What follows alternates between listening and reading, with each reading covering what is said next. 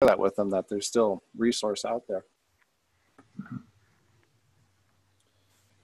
Yeah. Do we anticipate another wave of this? What are you thinking or hearing, Chase? Yeah, no, I mean, I think there's enough money out there that's available that I don't think there'll be another wave. Like I said, I think the most recent thing I read of this last tranche, there's 185 billion taken, and I can't remember what they approved, 250 or what, but it's slowed down so much over the last few days. I think only on Friday I had heard over like the last 4 days that it only increased $6 billion. So it's slowed down a lot. And we would say the same. I think we maybe had 2 more people apply over the weekend. So, I don't see a ton. I think most of the people that have been out in front of it and applied and everything have done it. So there'll probably be a few that hear about it that want to do it, but most of those people are at a pretty small level. So just not going to have a real big impact on the overall number with the number being that size of money that's left over. So with $70 billion kind of on the table, what do they do with that? Do they reallocate it or do they pull it back in? What are your thoughts there?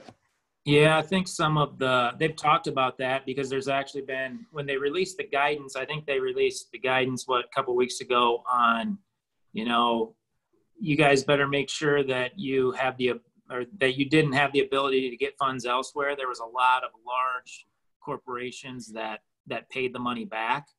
And so they've asked, what's the federal government going to do with that money that was already allocated that just got paid back? And they really haven't, at least from what I know, haven't said much, but that's what a lot of discussion's been on is, well, you allocated it. What are you going to do with it now? And I think that's what they're talking through a lot right now with future packages that'll be implemented.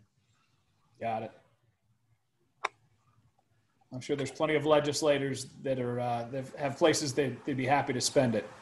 Yeah, I think so.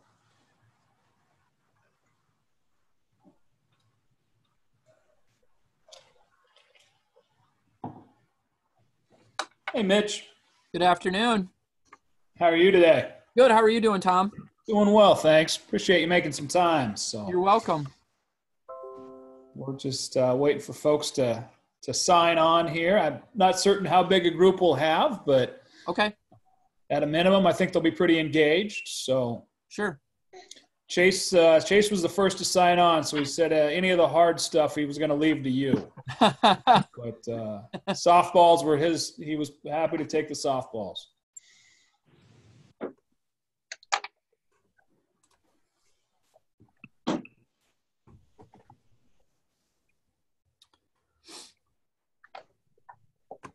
Got Jake and Cersei and looks like Liz. Julie Zielinski with the EDC. Hi, guys. Hey there, feeding the baby. That was the same position you were in 2 weeks ago. Yeah, it keeps her calm, and she likes it. What can I say? Now's the time. You've got the touch. I like it. Hey, Julie. Hey there, guys. How are you, Tom? I'm good. Pull this out of here. Go get her. No, I'll move the table.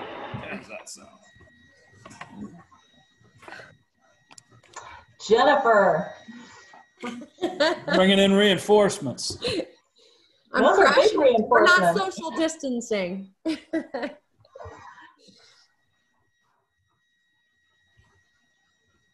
Sean. How you doing, Sean? Great. How are you guys? Good. Ofer. Like we got the whole Banta clan there, huh? Well, that's right. Be careful what you ask for. He's got 4 brothers. I'm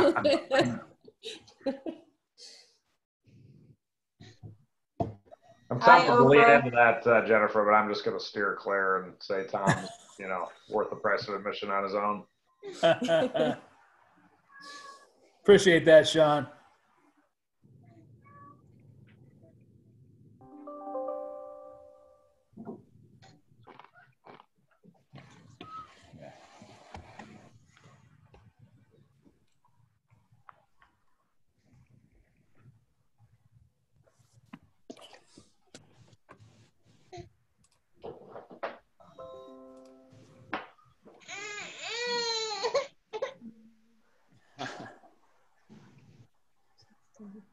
Jake's It's got dad duty.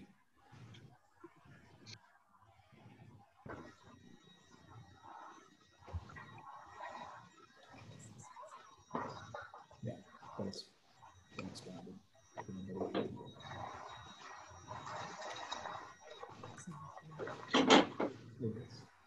Hey, Nicole. Hi. How's it going, everybody? Hello. Going good. We'll give everybody a couple more minutes. It's just after 3. Yeah, I think that's Cersei. Hi, Ofer. Hey, Thomas, how are you? Good. How you doing? Good. And everyone else? Hi, Ofer. Hey. How's life? Good. Hey, Nicole, this is Julie Zielinski. Are you related to Don Mead? I am not that I know of. Okay. Looks familiar, but Got 1 degree of separation from H&I, right? yeah, I know. That's right, Tom. You know where I'm going with this, right?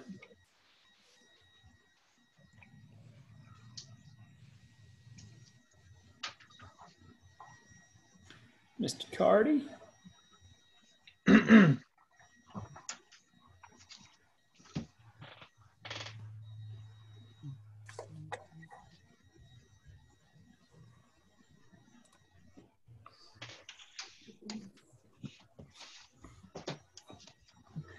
like the hair there, Ofer. Yeah. That just keeps getting bigger and bigger. I love it. I figure I'll grow it out while I can, while it's still here with us. It was a pre-COVID plan, but it went off course.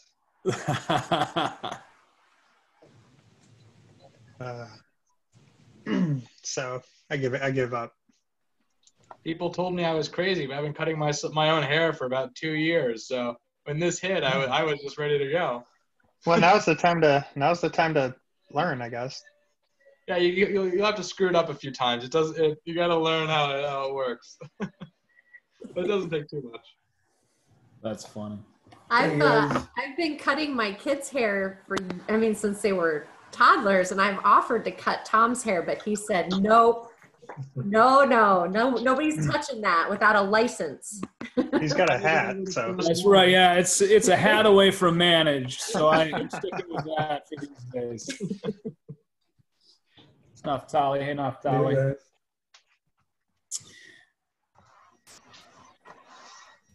We'll give it 1 more minute here, and then we'll get going. I want to respect everybody's time. We've got a pretty good group signing on here, and Veronica. Hey, Leslie.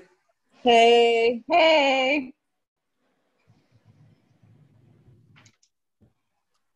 So as folks sign on, we obviously this is for Chase and Mitch and Nicole. Thanks for taking the time. And I'd reached out to them on the heels of our last meeting. This is a group that just started to get together, primarily local CPG companies in the food space, varying degrees or stages of their life cycle. And PPP was a hot topic for a number of them. Many of them have taken advantage of that program, but as you know, and probably hear on a routine basis, there's a lot of questions and there's obviously incoming guidance. And so wanted to take the opportunity to connect them with some local experts and answer any questions that they had. And more broadly, we also had just a number of other companies in the area as we were engaging them in other capacities, express interest. So we do have a handful of folks that are not food related that are going to be on this call, ed tech, media companies as well. Not a ton, but there will be a few that don't necessarily have a food background. But hopefully you guys can help answer their questions and provide guidance and or resources to future avenues of help, knowing that this stuff continues to be a moving target. So. Shanti just joined. Hey, Shanti. Welcome. Hi. I'm going to do audio if that's okay. Yeah, perfect. Run around. Okay. You can hear me but not see me, right? Yes. Yep. That's my goal. Okay, perfect. I'm here. Perfect. Welcome. Well, with that, we'll do, I'll just quickly go around. We'll do quick introductions. Why don't we start with you, Chase? Yeah, Chase Stafford. I'm with Midwest One Bank. I oversee our commercial lending division here in Iowa City, and then also for the Cedar Falls market, and in addition to the Dubuque market as well. We're about a $4.7 billion bank. We've been doing the PPP program. We think we've executed on it pretty well. We've done about 315 PPP loans here out of the Iowa City and Cedar Falls market, which total about $56.5 million. So it's been a lot of work over the last few weeks, but hopefully we've taken care of everybody that's applied so far. I think, we've approved everybody that could get approved. We've approved through it, and we don't have much of a waiting list except for some people that have applied over the weekend. So, that's a brief overview of our program and me. Thanks, Chase. Appreciate you making the time. Mitch and Nicole, why don't you do a quick check-in from Bergen? Sure. My name is Mitch Essling. I'm tax partner with Bergen KDV. Normally, when I'm not working out of my basement, I work in the Cedar Rapids office. We've been part of the, I guess, COVID strategy, or trying to decipher questions, or I guess trying to learn as much as we can and get as many resources out as we can regarding COVID. It's specifically obviously related to PPP and other matters, but try to stay as much on top of the PPP program and loan as we can. And now as folks are getting their loans and are spending their money, we're getting a lot of questions. Probably most of our questions now are regarding the forgiveness. And of course, when the SBA came out, last week, with some of their frequently asked questions about whether or not what folks are going to need to prove to show that they really needed the money. So we've gotten a lot of questions regarding that the last week or so. So yeah, happy to be here, happy to join, happy to answer any and hopefully all questions that you guys come up with. Thank you, Mitch. Nicole. Yeah, Nicole Mead here. I'm a market sales leader. And so I work in both our Coralville and Cedar Rapids offices when I'm at the office, much like Mitch. And the past few weeks, I've been, I would say, lucky enough to be engaging in a lot of town hall meetings. So we've been pulling together a lot of clients on discussions just like this, and it's very client-led. Like Mitch said, a lot of the conversation now is how do we know we're making the right business decisions? How do we know that we're documenting that properly? So just really enjoy kind of finding those challenges and connecting the right people. And today I'm going to be taking notes for follow-up and those resources, and make sure that I get information back to Tom to distribute to the group as we can. So we're happy to share whatever we can, and I'm here to take notes and make sure that I'm following up and getting you guys some extra resources. Appreciate that. Thank you, Nicole. I don't want to go through the whole list. We got about 20 folks on the call. So if we can, when we jump in, just say who your name and where you're from as you have questions. But Mitch, Chase, do you have anything you want to kind of open with off the top as to where things are at currently beyond just the respective loans you guys have done, and just some opening thoughts around this process?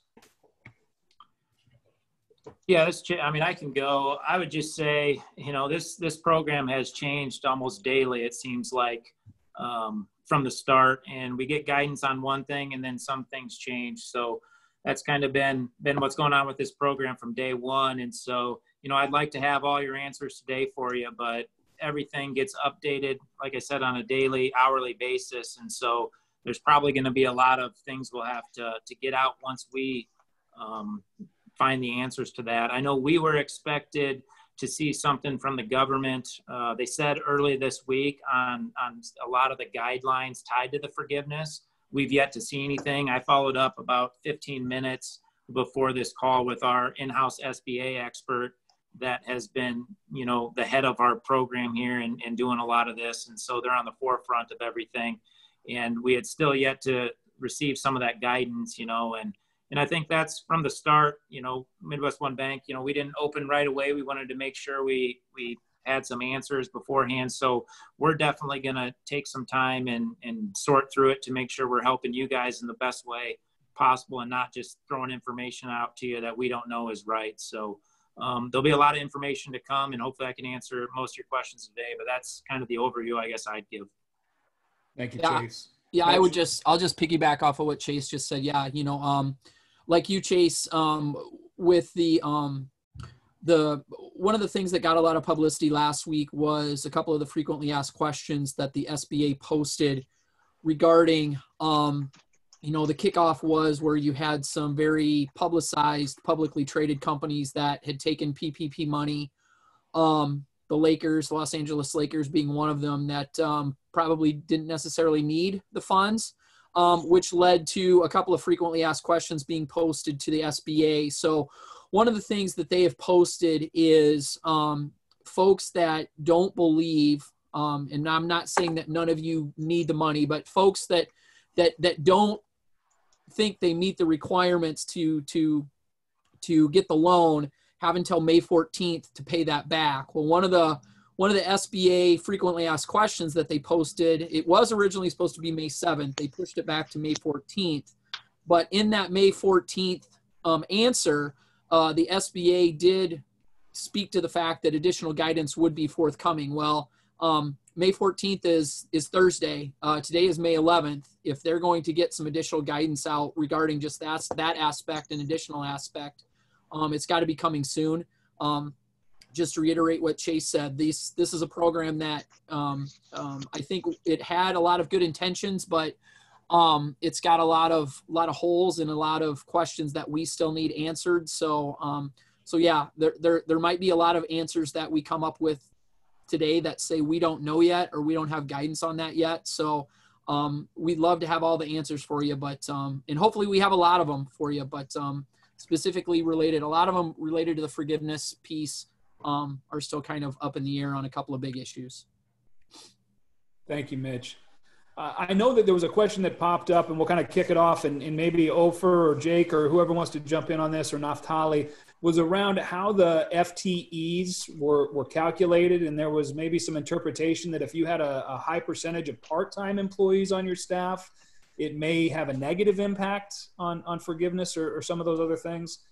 Naftali, you want to jump in and add something to that? Yeah, well, there were two questions. One, actually two in one. The way you calculate the FTE, let's say the number of people or FTE or whatever it is when you apply for the loan, and then the way you calculate it for forgiveness were completely different. The SBA, at least last week, said something like, when you apply for the loan, it's bodies, like people, and when you pay it back or forgiveness, it's FTEs, which means that if you just take it and want to return it back, you get zero forgiveness, because you never get the same unless all of your employees are FTEs. So that's a confusion or not, or maybe they did it on purpose. I don't know. Yeah, I could give you our perspective from the bank. So when we took all the applications, you're correct in that it was based on bodies, I guess, is what the number that you put in that cell there. And they've told us that the calculation for forgiveness will be based on full-time equivalents, which would be different than what that number was there. So I don't know what they're going to come out if you have to verify it some other way or whatever, but I would say you're not going to really be able to verify it or say it's going to be the same number that was put in on the application, because those, to me, what I've read is two completely different things, just like I think you reiterated. I don't know, Mitch, if you have anything to add or if you agree with that. Yeah, I would agree with you, Chase. When you filled out the application, it was based upon just people. One person equals, one body equals one person. For the FTE calculation, how we think it's going to work is going to be very similar for those folks that are around when the Affordable Care Act came into play a few years ago. We think that an FTE, a full-time equivalent, is going to be equal to an employee that works 30 hours per week. So if you have if someone works 30 hours per week, our belief is that they're going to count as one FTE. And for those that don't reach that 30-hour minimum, what we believe is going to happen is all of those, I'll call them variable hour employees, all of their hours probably are going to get lumped into one bucket divided by 30, and those individuals are going to, you know, based upon that formula, that's how you're going to get your FTE number for those, I'll call them variable hour employees. So to your point, Naftali, you're correct. The count that was done for the initial loan probably is going to end up being a different count from an FTE perspective that's going to be factored in when they look at the forgiveness. Now, when they do look at the forgiveness, it is going to be on an FTE basis. So you're going to compare your FTEs during that 8-week period to a couple of other prior period calculations that are going to be done. So when you do that, they are going to let you, I'll say compare apples to apples in terms of a full-time equivalency. But you're right, Naftali, it's not going to be the same, I'll say, number that you probably arrived at when you did the initial calculation or to calculate what the initial loan was. So if I can, just one more question, which is related or not, I'm not sure. The way the forgiveness is calculated, we just talked about FTEs, but there's also saying, like, we got a loan based on whatever payroll we did in 2019. So one of the things over there is you compare how much money you are spending on payroll on the 8 weeks compared to how much money was calculated when you got the loan. Is this like and or are those two different ways of calculating the forgiveness, or it's only FTEs? And the forgiveness piece, I think is going to be, I was trying to pull up, what I was trying to pull up quickly was the calculator that we've put together internally to try to help people project what could potentially be the forgiveness. So I think what's going to be looked at is you're going to look at your FTEs during that 8-week period. And I think you have 2 time periods to compare that FTE number to. One is going to be for a time period I was trying to find the calculator. The first time period you're going to compare that to, or have the ability to compare it to, I believe is January 1st through the end of February 2020. And then the second time period, I believe, is like February through June. I have it up here, Mitch. Mitch, it's February 15th, 2019 to June 30th, 2019. Yep. So you've got the option. So essentially your 8-week FTE number and comparing it to either January through February of 2020 or February 15th through June 30th of 2019.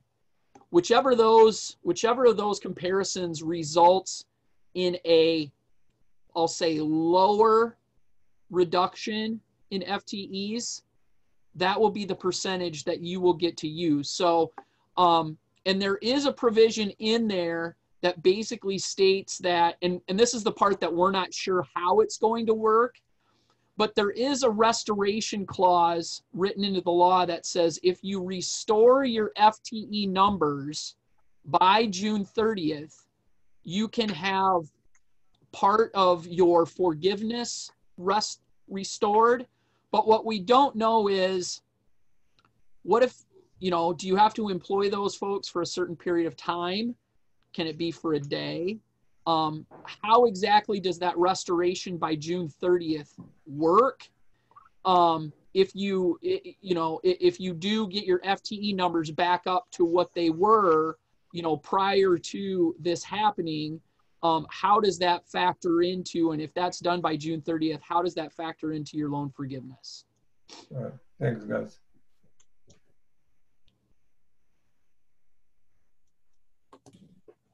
Any thoughts there, Chase, to add to that? Yeah, no, I mean, I think you covered everything well. And again, like the answer is going to be on most of these. There's more to come here in the next few days, and we just got to get that information out to you guys when we do get it. And So do you anticipate? It sounds like the summary is that we're not going to know until we know, and just got to wait until, we find out if we owe the government a bunch of money. I guess the only comment I would say to that is there are, our firm and probably others out there have tried to build, I'll say, a loan forgiveness expectation calculator that you can plug some numbers into to try to project what your forgiveness is. I know that the calculator that we've been using internally, obviously we've made a number of assumptions on the calculator, the FTE probably being the biggest one of them. Our anticipation is that the FTEs will be based upon, like I said, what was in there for the Affordable Care Act. But there's probably a number of other calculators that are out there if you search on the internet. But I think what ours and I think what others are trying to do is trying to anticipate or trying to project with a lot of assumptions and with the information that we have, what the forgiveness could end up be. And so I guess I don't necessarily think you'll know when you know. I think there are some ways that you can try to project or kind of plan for what it's going to be, but it is kind of hard without having all of the answers to all the questions that we need answered. Yeah, and I'd just add to that. I mean, that's what we've talked about with a lot of our customers is, this program's out there and you can only do your best right now to kind of see what you anticipate you're going to, get forgiven right now. But, the biggest thing I would say is just make sure you don't go spend all that money and make sure you can say, oh, well, we think it's going to be X, but the last thing everybody needs is another loan to pay. So, a lot of people that we've talked to have said, okay, well, whatever I don't get forgiven, I'm just going to pay back and move on. Maybe that's not the best for everybody, but that's a lot of the stances we've seen taken from this. So, until we have more color, it's hard to predict out, but the best you can do is like Mitch mentioned, is put it out on paper and get as close as you can and kind of make your decisions based off that. I'm Jennifer, for those of you who don't know me. I'm Tom's wife, and I also work at the business partnership. So I have a question for Chase or Mitch, either one. Do you foresee them pushing that Thursday, the 14th deadline to return the funds back again in order to give businesses a little bit of time to take a look? Yeah, I mean, I'll give you my answer. I know they've already done it once, so I don't know if they'll really do it again. They had, I think, the 7th, and that was, you had to make your decision pretty quickly. So I think they've already, had that one extension time period. And I will say we had gotten a couple paid back that we had given out, and those were right away. I would say we haven't really seen much action since kind of that other guidance came out, I believe, on the 8th. So, I guess I don't really foresee them pushing it back even more. They've given everybody a week, and with everything's so quick on this program, but who knows with everything going on. But I guess I think a lot of these big corporations know if they were going to give it back or not. Well, and one of the major issues that I have been hearing from small business owners is that most of their workforce were college students. So I was hearing that from a restaurateur. I've also been hearing it from childcare facilities that hired a lot of student workers. So what advice do you have if your workforce just really isn't even here to hire back or get back online? Yeah, I would say, a lot of the things they've released in the FAQs have been tied to, there's been a lot of people that have said no to coming back. Mm-hmm. And I think they're going to, give some leeway on that as long as you document everything and have it all documented. So my advice is just to make sure and document all that as much as you can. And hopefully they'll give some leniency there would be my thoughts on that. Yeah, I would agree. Chase. I think trying to document that you have tried to bring either that employee back or tried to bring other employees back kind of in their stead or in their place.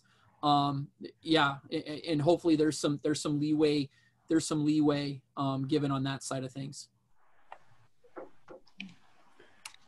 I think Nicole threw a link into the chat box for that calculator. Is that correct, Nicole? Okay. So yeah, if you guys want access to that Bergen calculator, it's in the chat. If you don't get it for some reason, email me and I can get you connected to Nicole as well. What other questions do we have? I got one. For self-employed people, I mean, I know we're probably not going to get it, but what is the time frame? How are they different from, you know, say a business with 15 employees? And when you say get it, what do you mean by get it? Just participating in the PPP program, or? Yeah, I've heard that pretty much anybody self-employed is probably not going to receive funds. I've talked to probably 10 people that have applied for it and they still haven't heard anything about if they're going to get it. I'm sure there are some self-employed, but I don't know of anybody that's received it.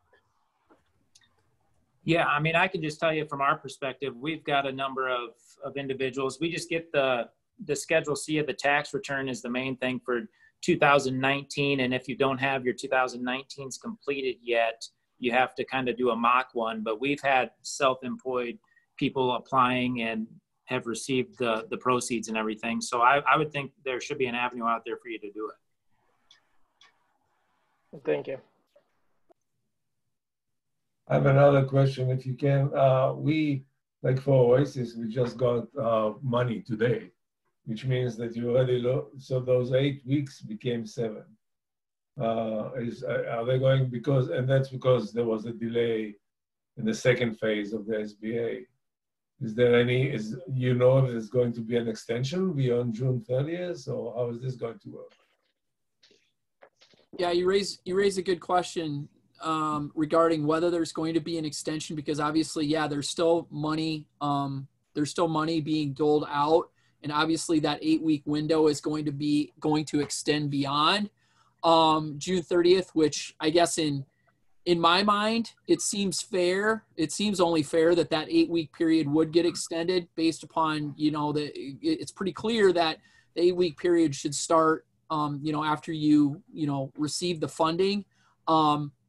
My opinion is that it should get extended. Just because you got your funds later shouldn't be a detriment to bumping up against that June 30th deadline. I guess I can't speak to whether it will happen or won't happen.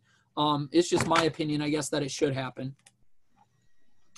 Yeah, and I would agree with Mitch's standpoint on that as well.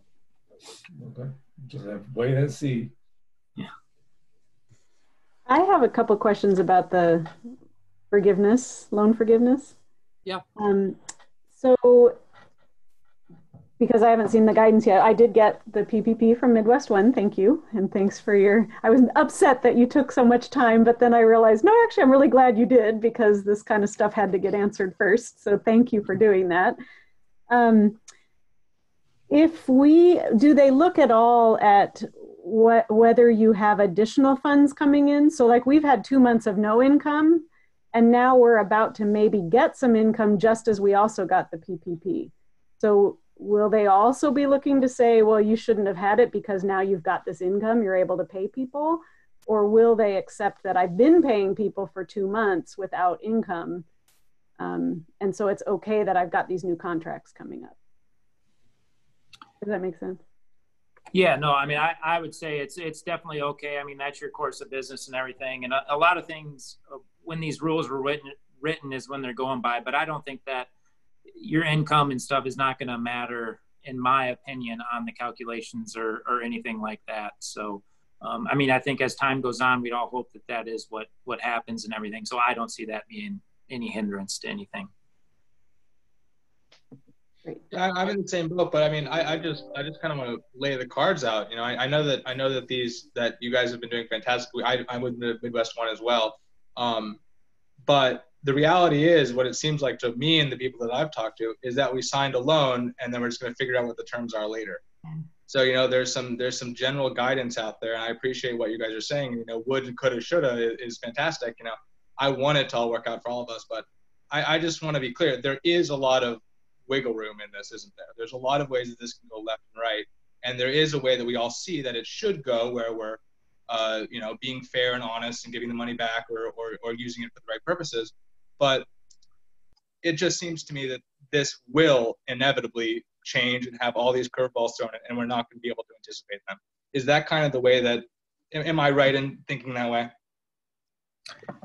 I mean, yeah, there's a lot of curveballs and everything, and I'll just go off, you know, the way our documents are written is it's a loan, it's a 2-year loan basically with an 18-month amortization on it, which that payment on the full loan amount with nothing forgiven is going to be very hard to meet, you know. But at the end of the day, this is the program that they set up and everything, and us as the bank are the ones that have to facilitate it based on their rules and everything. So I completely agree with you. This program, while I think it has great intentions and everything, as the longer we've gotten into it, there's more and more questions that come up, and you know, I think some people would say the less benefits there are, but you know, that's the thing, and I guess we just got to wait till it kind of filters its way out. We get more answers, and then you see what the actual program did at the end of this, which isn't the best way to do it, but I guess, you know, that's how I look at it, and it just us trying to facilitate the program that they put out there. Yeah, and I have a feeling that you're going to get a lot of unwarranted shit flying your way from people that are going to be upset with the government, and so I appreciate what you guys are doing. You guys have been great to at least us, and I know a couple other people have used you as well. Yeah, like I tell everybody here on our team, you know, over the next 5 to 8 weeks is when it's going to get real interesting, because there'll be a lot of people sending in their forgiveness calculations, and with so much uncertainty out there, you know, that's going to be real money to everybody. And so it's going to put us in a tough position, but we can only take the information we have and help everybody out. What are the questions from the group?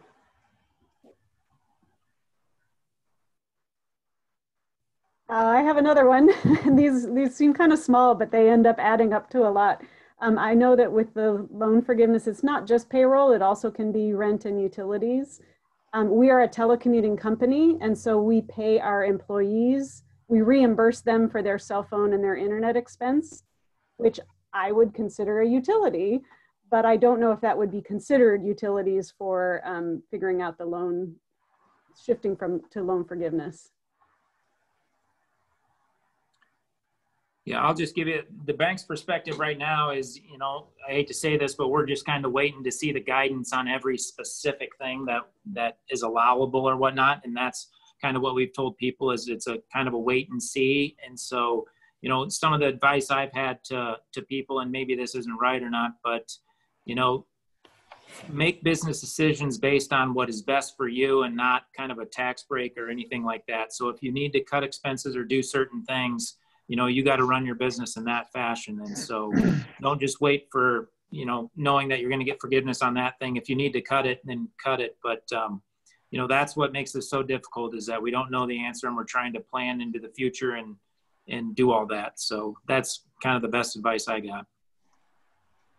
And if the reimbursements, I guess my only thought after that is, if the reimbursements are, you know, I guess in my mind, if the reimbursements end up being taxable to the oh, they're not, okay, so if they end up being just a non-taxable fringe benefit, yeah, then what I was going to say was, if it ends up being taxable payroll, then I think you're fine. But if it's not, then I think, yeah, to Chase's point, we have gotten some clarity in terms of what is considered to be utility, and it's probably the normal things that people think of: electricity, you know, sanitation, water, transportation, those types of things. Now, what you raise a good point, or you raise a question that we've had, which is, what about those reimbursed expenses that do they fall into that utility category or not? I don't know.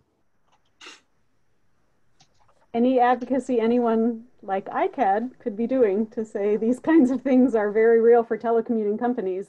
These are the utilities that we pay for, and we pay for them by reimbursing our employees for their actual expense, which is why it's not taxable for them. It's an actual business expense. So. Seriously, that's my job at Yay. the business partnership. So I'm taking notes, and I will be sending my notes off to Senator Ernst's office. Senator Ernst is on the Small Business Committee, and she's been very helpful when I've had other questions like this. I usually head up the childcare conversations, and they're in a lot of the very similar situations. So I will be forwarding this information on to her office. Thank you. Julie or Scott, is there anything you guys are getting from some of the folks that you guys work with or deal with day in, day out that you're seeing routinely? No, I mean, I think that what Mitch and Chase have been talking about related to the PPP and the forgiveness is as up to date as anything that we have. So nothing to add there. Okay. Got myself unmuted here. I think for a lot of the small or even micro business level people, the PPP just feels like a bridge too far or a mountain too high to even start to climb. We surveyed all of our businesses that we work with, and everybody's heard of PPP, but only 4 people applied, and their applications I think were problematic just to begin with. I think they're talking to the wrong bankers and the wrong people. And so my advice to them has always been, find somebody local that you can work directly with and have a face-to-face or a Zoom-to-Zoom, whichever the case may be. But still, I mean, the things that we're dealing with now that we've gotten at, I think, are part of the things that are scaring people off from applying to begin with. Thanks, Scott. So another question is, you guys mentioned, and Chase, the banks are the one that will be the moderator of what's acceptable and what's not acceptable, or it's from you it goes to the SBA for a second approval? How is the process going to work? Yeah, so I would say our process, we're going to get the guidance, I guess, from the government, and then obviously we have to review that and say, how do we interpret everything within that guidance? So our process is we have a SBA team here at Midwest One Bank, and they're kind of leading the charge, and they have direct people that they deal with on a daily basis and talk to kind of interpret the guidance and everything. So they will come out. We will likely have some type of a calculator that we go off of. It may not be the same as every customer, and even accounting firms. Even in the first round, we had accounting firms that provided some different guidance, and we held at our stance, and this is our interpretation of the rules. So that's what we'll do, is we'll take the information we got, interpret it the best we can, and then I think it's on us to articulate that to the customers why or why not the calculation is different or the same or whatnot. So again, it's not going to be perfect, but everybody's got to interpret it to their own liking, and so that's kind of how we'll do it and get that information out as soon as we can. All right, thanks.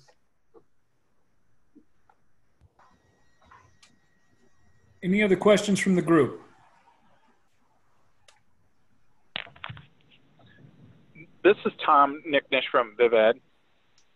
And I was wondering, is the timing of when you draw from the PPP important, or does it really matter? Like, the first payroll that we were trying to take advantage of the PPP was 2 weeks ago. Then we did another payroll this last week. Does any of that matter as it relates to the account itself? Because we ended up setting up a separate account at Midwest One. And so I'm just trying to figure out when to draw from it. I keep noticing that all this stuff is changing, and so I haven't touched it yet. But I just wanted to figure that out if you guys know. Yeah, so I would say the most important thing is, based on the information that came out, we had to fund all of the loans within 10 business days of kind of getting a E-Tran number is what they called it from the SBA. And so on that 10th day, or whenever that day was that we funded it, that's when the ticker for the 8 weeks starts. So that's my best guidance, is everything started then. So any expenses from that point for the next 8 weeks is what's included. Yeah, I don't know, Mitch, if you have any other things to add, but basically from the day we funded it is when everything gets started. Yeah, I would agree. That's what we've been telling our clients as well, Chase, is that the clock starts when the funds go into, like you had said, we had a lot of our clients do the same thing, set up a separate account for the funds to go into, and whether transfer those funds to, your operating account or your payroll account, if you have a separate one when payroll is needed, or when you're paying those other qualifying expenses. But yeah, that's the start of the 8 week window. Specifically with regards to payroll, one of the things that the guidance states is that in order for the payroll to qualify, or any expenses, it has to be incurred and paid within that 8 week period. So don't want to bore you with how accountants work or how CPAs think, but if an expense is incurred, that is much different in the accounting world than when it is paid. You're talking about an accrual basis taxpayer versus a cash basis taxpayer. So when you say incurred and paid in the same period, that's one of the things that we've questioned about with regards specifically probably in the payroll area is, what if you had a payroll that, the pay period is within that 8 week period, but the actual writing of the payroll checks is after the 8 week period. Should that count? Does that not count? Do we have to do, one of the questions we've gotten a lot from clients is, should I consider running kind of an intermittent payroll there towards the end of my 8 week period, just so I'll know that those payroll costs were incurred and paid within that 8 week period. That's kind of a yet to be unanswered question, and probably one of the biggest questions we have is, what exactly does that mean? We're talking about the payroll on the back end of things. Well, what about payroll on the front end? What if your pay period is before that 8 week period, but you actually cut the check to your employees during that 8 week period? Does that count? That's probably the biggest area where I think we're making some best guesses in terms of how we think it should work or how we think it will work. But that incurred and paid piece is probably one of the biggest areas where we would like to know or need to know for sure how it's going to be looked at. Okay, thank you. Yep. Is the PPP program available to nonprofits as well? Usual, Yep. Any difference? Yep. If you're a 501c3, I believe you're eligible. Yes, 501c3s are eligible. And C4s? Do you know that off the top? I don't know off the top of my head, Chase, about C4s. I do not believe they are. I know 501c3s are. I don't believe 501c4s are. And then if you're tied to a veterans association, you're also eligible. But yeah, we've had a number of nonprofits apply that were not 501c3s that weren't able to get approved for it because of that. Okay, thanks.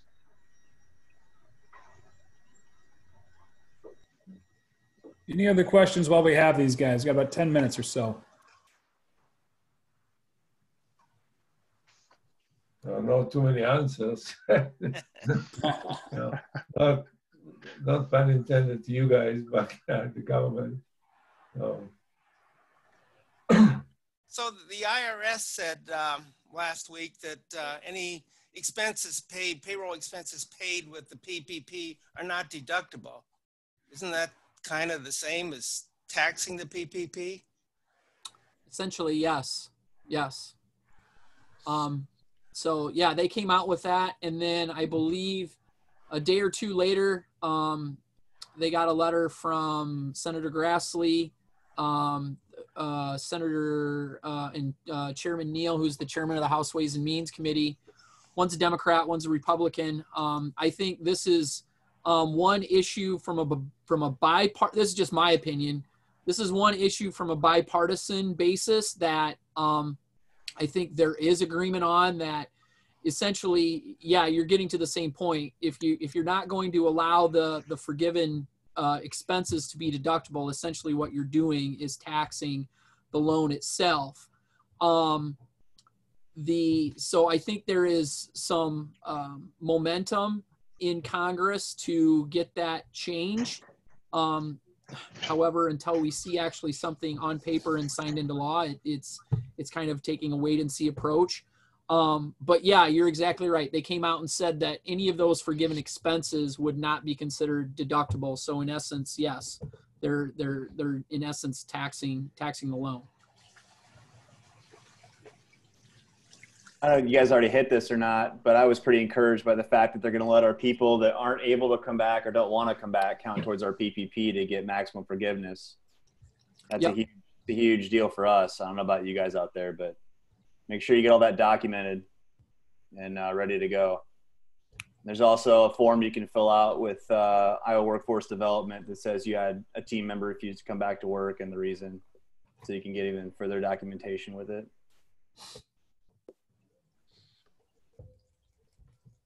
Good point, Matt. Thank you. Yeah, I don't know. Sorry, I was a little bit late to the party here, but that was a big deal for us. And sounds like Mnuchin just came out, was in the Wall Street Journal today saying they're taking a look at specifically for restaurants, making some changes. Who knows what that means, but that's pretty encouraging considering it's been nothing is going to change for the whole time. So I don't know, for me at least.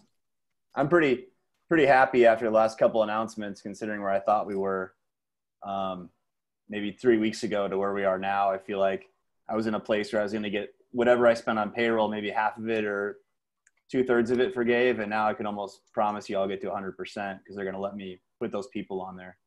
So it might not be 100% of what I normally would have spent, but at least it's all getting forgave, which is huge.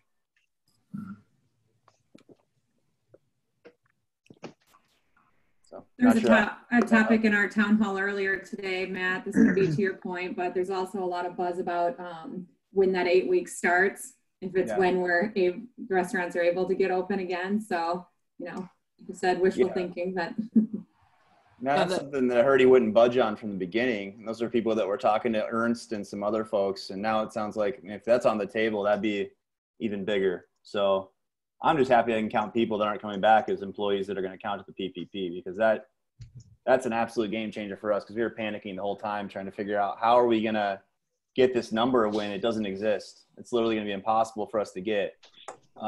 You take a place like Big Grove in Iowa City, that's 110 part and full-time employees. We're not going to be able to get a quarter of that back, So I think with the changes and reopening up, we'll be in a much better spot.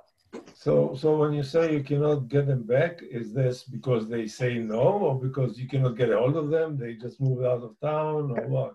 Just a combination of the same things you're probably seeing. People move, people are scared to come back to work. People have health reasons they can't come back to work.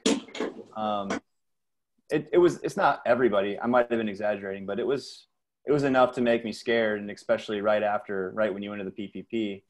And I don't even think there's guidelines, Chase, on when do you have to hit your full-time equivalent? I don't think that exists right now.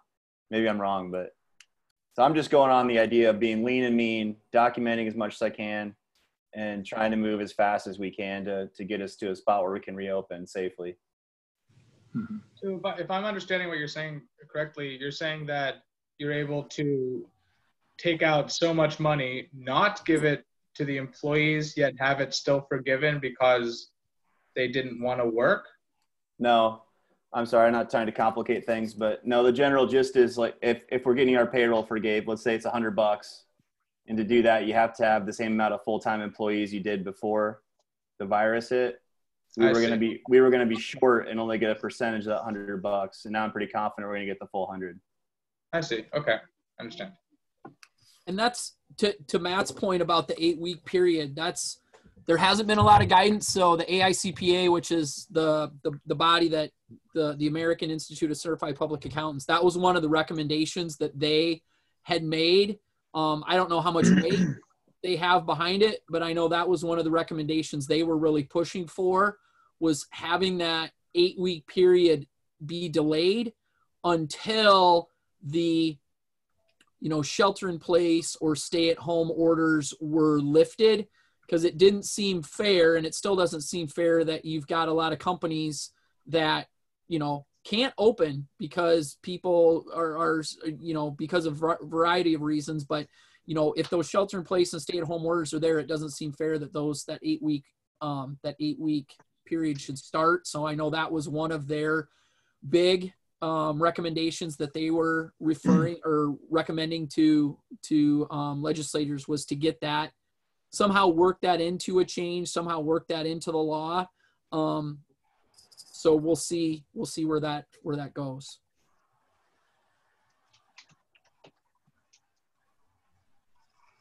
Any other comments or questions at this point?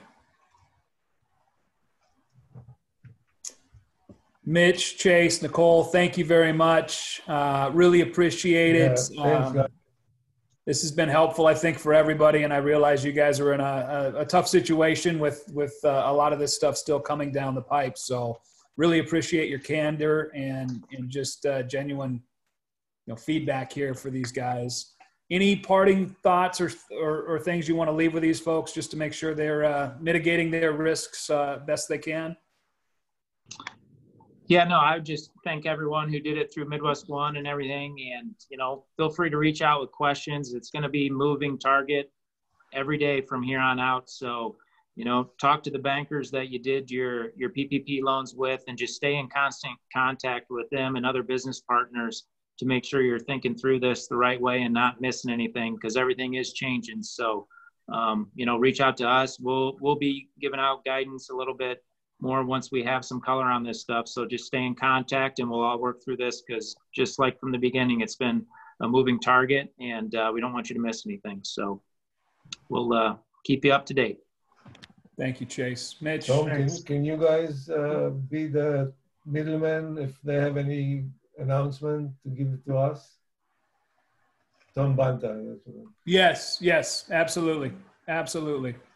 So feel free to communicate with us as well, and we'll work with Chase and Mitch and Nicole just to share any information back out following this call. Mitch or Nicole, anything to add? Go ahead, Nicole.